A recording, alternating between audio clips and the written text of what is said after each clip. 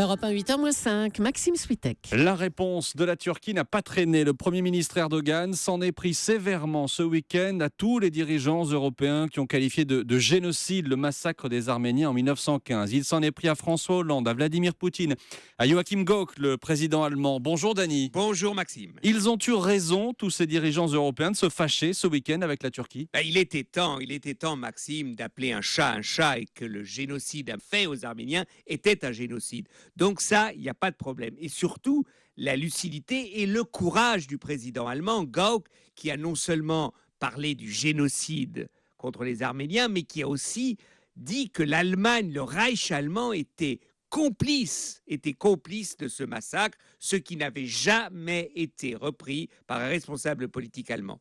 Donc, vraiment, ce sont les sociétés civiles qui ont poussé les politiques, enfin, à dire la vérité. Mais comment est-ce qu'on peut pousser désormais Erdogan et les Turcs à employer ce mot de génocide ? Eh bien, d'abord, il faut laisser du temps à la société turque. Il faut quand même noter que le film de Fatih Akin, le cinéaste, Kat, qui parle justement du massacre des Arméniens, a été montré sans problème en Turquie. Il y a eu des menaces de nationalisme, mais en fait, rien ne s'est passé. Donc, il y a un vrai débat dans la société turque. Et d'ailleurs, le journaliste Dink, qui avait été assassiné il y a quelques années, était dûment à la pointe de ce débat. C'était un journaliste arménien.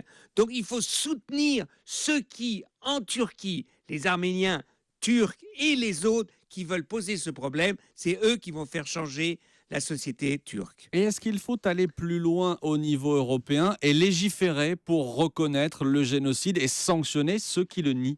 Moi, je suis très sceptique sur ces lois mémorielles. Vous savez, c'est un débat, c'est toujours un débat, mais ça ne sert pas à grand-chose. Moi, je crois, et d'ailleurs, à l'époque, quand la France avait légiféré, eh bien, les opposants arméniens en Turquie s'étaient opposés à cette loi. Et d'ailleurs, Randing avait dit « Je viendrai en France pour dire qu'il n'y avait pas eu de génocide parce qu'il croit que ce n'est pas comme ça qu'on fait changer la Turquie. » Donc, oui, il faut poser le problème. Oui, il faut en parler à l'école. Oui, il faut d'ailleurs mettre à défi, s'il le faut, des jeunes enfants turcs qui ne veulent pas d'entendre. Mais légiférer, je crois que ce n'est pas la bonne solution. Et il faut chercher à se réconcilier avec Erdogan ou pas ? On a besoin. Mais ça, il faut faire changer aussi Erdogan. C'est un vrai problème. Et c'est une des raisons, par exemple, pourquoi Obama est prudent sur les génocides arméniens. On a besoin de la Turquie pour lutter contre l'État islamique. Si vous voulez, la géopolitique en ce moment est très défavorable aux droits de l'homme. L'humeur de Dany tous les matins à 8h-5 sur Europe 1. Merci Dany, à demain. À demain Maxime.